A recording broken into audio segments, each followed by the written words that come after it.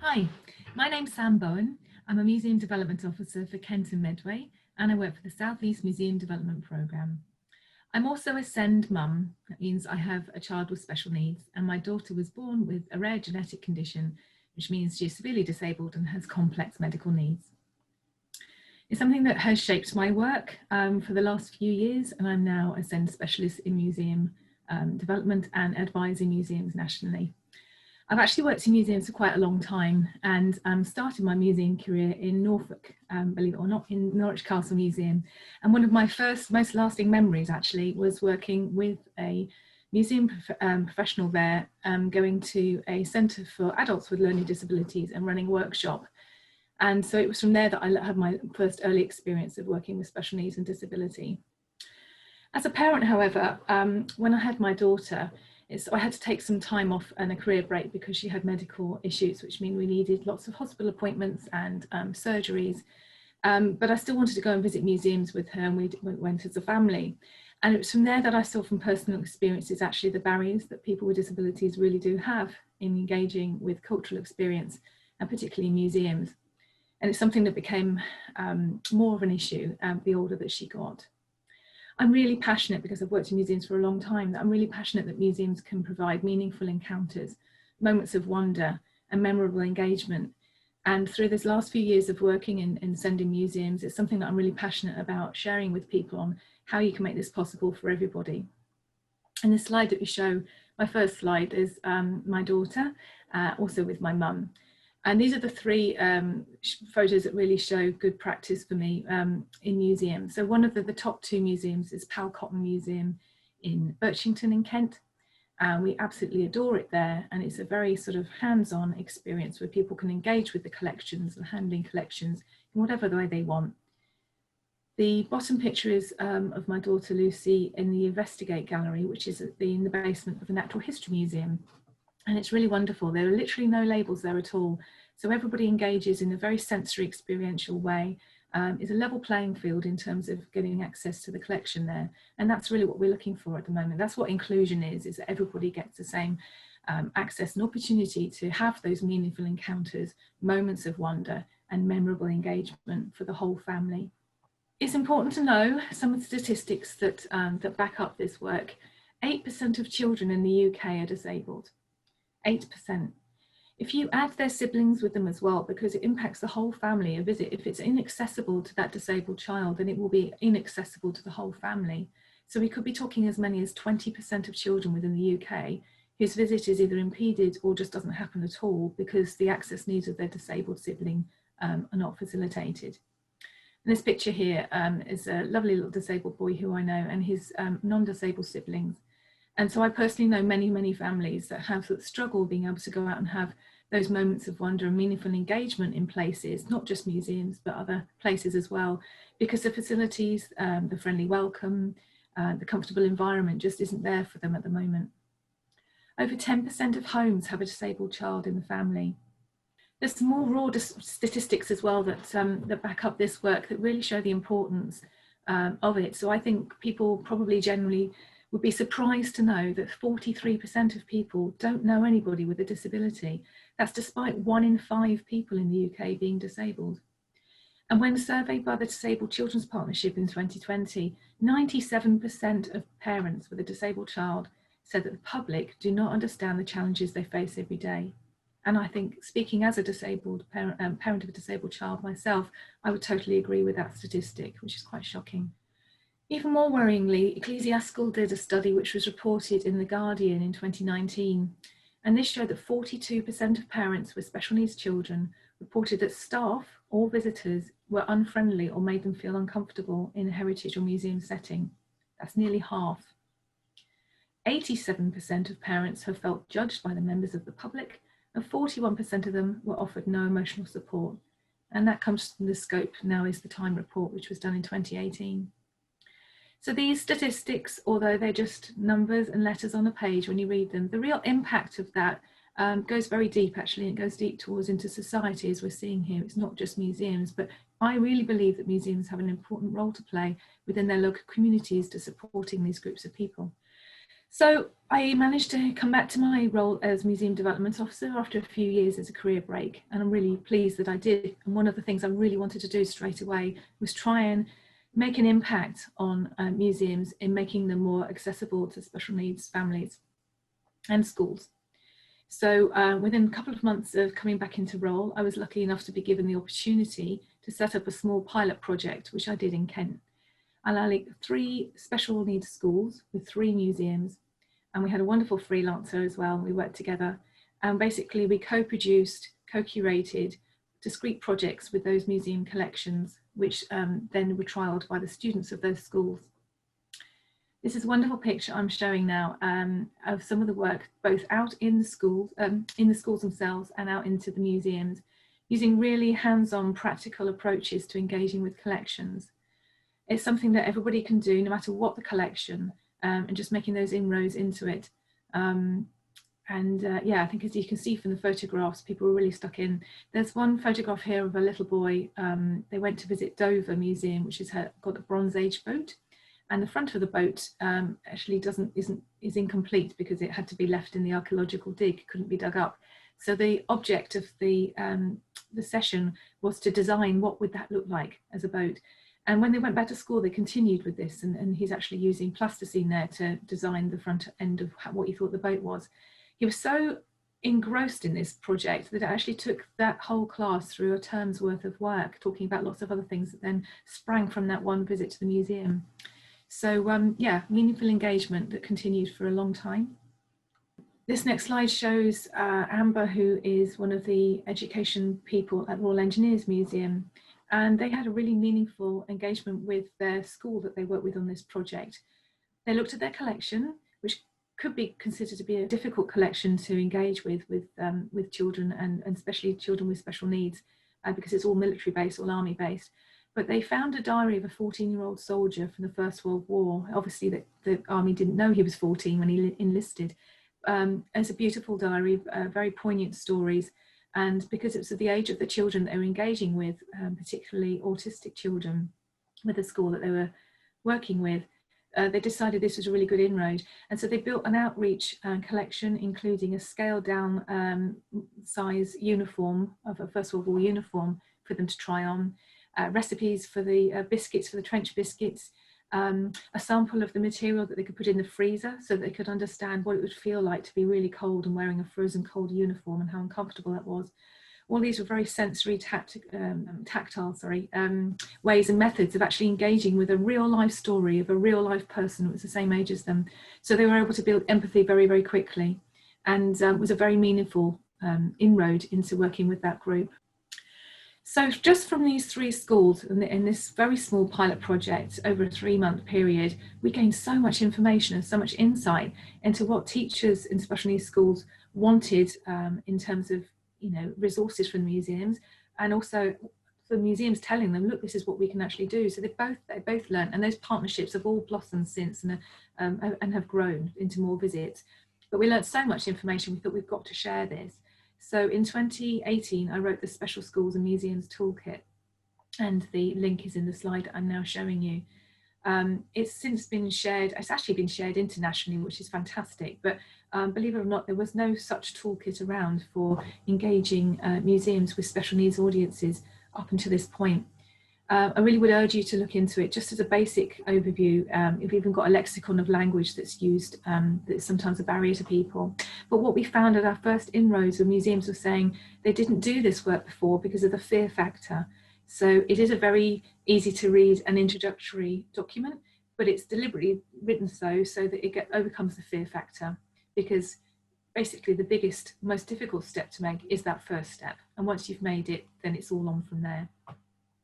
I worked with a lovely artist, Charlotte Furman, who created live sketch drawings of the visits that the school children did on that pilot project to the museums, and they are within the toolkit as well. So that's really lovely. So that project was really lovely, but we were mindful that it only engaged with 3 museums and 3 special schools, and we really wanted to make a much bigger sort of impact. So in 2019, South East Museums gave me a budget to be able to go out and take it across the whole of the South East, which is what we did. And we worked with 13 museums, 13 different special needs groups, which range from home educators and preschool right up to post-16 and college learners as well. We crossed the whole of the southeast from Oxfordshire and Buckinghamshire all the way down through to South Hampshire. And it was a really wonderful course. It took over about 4 months, culminating in a large conference at the end as well. We had everything from STEM to art and ships to castles, all sorts of size of museums, including Windsor Castle, which we were quite excited about as well. And really the wealth of the case studies that came out of that, which are also on the South East Museum Development website, show that you can definitely engage with SEND audiences no matter where you are, what your collections are, and also what your experience has been before. Some of these museums had never experienced working with SEND groups before. One of the case studies that came from that museum project in 2019 was from the River and Rowing Museum in Henley. I just want to share some pictures with you now to show just how important that is. It was a standout stellar case study, I have to say, and it was also in the GEMS case study report in the next year. Basically, a group of students from Henley College who special educational needs were collected together and worked with an artist in the museum. We had given them a small budget for this project to learn different art skills they'd never done before. So they did screen printing, and they were inspired by a William Morris exhibition which was on at the time in the museum.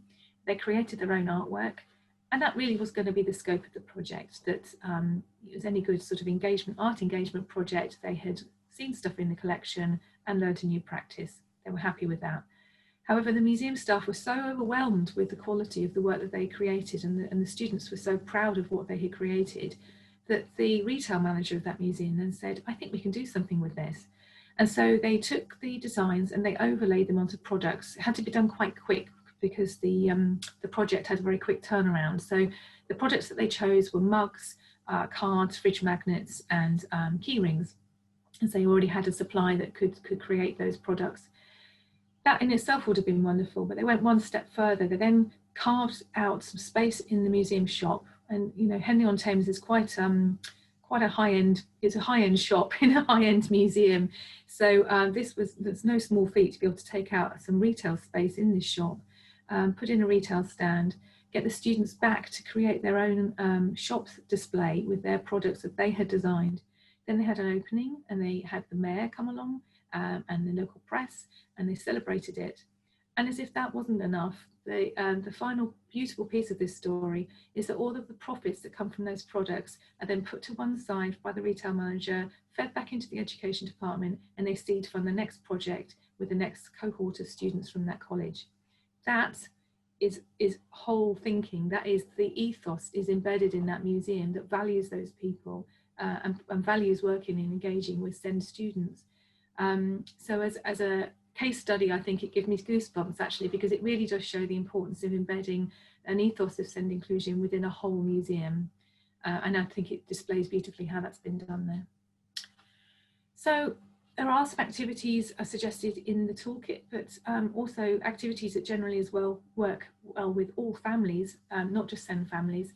Handling collections and interactives, which I appreciate at the moment in COVID times quite difficult to do, not impossible, but they're quite difficult. But hopefully we'll reach a point where we're able to get back into handling objects again and dressing up. Multi-sensory experiences are really important. So sensory storytelling, for instance, sensory mapping is important, and visual stories, and all of the stuff that you put then on your front end of your website to help people plan a visit to you is really important too. Open-end activities, particularly in craft workshops. We've had this a lot as a family. In fact, it's what started me on this journey to make sure that museums and galleries were better equipped at helping SEND families to engage with them as well, and having equal opportunities. I had a really bad experience once, which I write about in the toolkit with looking back in hindsight with some hilarity, but at the time it was very upsetting. I took my daughter and my husband and I went to a gallery. We went around the exhibition and really very much enjoyed it. And then we wanted to take part in the family activity. So we wheeled, because my daughter's a wheelchair user, we wheeled into the room and were met, I have to say, with a bit of shock and almost hesitation about us coming in. But nevertheless, we said we wanted to take part in the activity. And so we were given 3 balls of clay, a little rolling board and a rolling pin. And then we were told and given some examples of 3 animals that had been seen in some of the artworks that we had just looked at. And from memory, I think it was something like a squirrel, a fox and an owl. And we were told, this is what you're making. And not just that, but these are some examples that other children have made. And they were so brilliant. I really don't think children have made them, to be honest. But anyway, we sat down at the desk and given with our instructions, started with Blue Peter diligence to try and recreate some of these efforts, while my daughter sat there banging the table with the rolling pin and laughing hilariously because she just thought that that's what she wanted to be doing, which was fine, and that's absolutely fine for her. But the trouble is, the moment we stepped into that doorway, they had made an assumption, and I knew that, I felt it, even though nothing was said. And also they had put failure up front, because they put an end objective and end game on there. This is what you will make, and this is why you're making it. So just to use that as an example, apart from the fact that my daughter doesn't have the manual dexterity to be able to create something that would have, at that point, would have looked anything like a fox or a squirrel or an owl, you know, that the whole point is it's about the experience. So she should have been allowed to be able to, and we did allow her to explore the clay, smell it, sniff it, feel the texture, just notice the fact that clay is malleable and makes different shapes. That is a learning experience in itself, which is just as valuable, if not more, than what you can actually create at the end. But it also, if my daughter had been visually impaired, she wouldn't have seen the owls and all the other animals that they were saying as well. So very much there was a barrier right from the start to anybody with any visual impairment or any sensory impairment engaging that activity. And it hit me to the core. So that is something, along with other experiences where we have found artworks that we couldn't engage with because they weren't wheelchair accessible. And then we've had to watch children climb in and around and on these wonderful experiences that my child can't engage in. It doesn't take too many of those experiences to really hit home and not make you feel very welcome. And my sadness is that many people have had those experiences and just not gone back, or they've heard about them from other people and not gone in the first place. So that's really what's driven my passion to be able to make a change in this. Being SEND friendly means families can feel confident in your museum. They can relax, enjoy the experience and feel welcome. This in turn promotes self-confidence and positive well-being. And there is evidence actually to show that sensory engagement, even with the most profoundly disabled students, impacts positively on their well-being, on memory making and on cognition.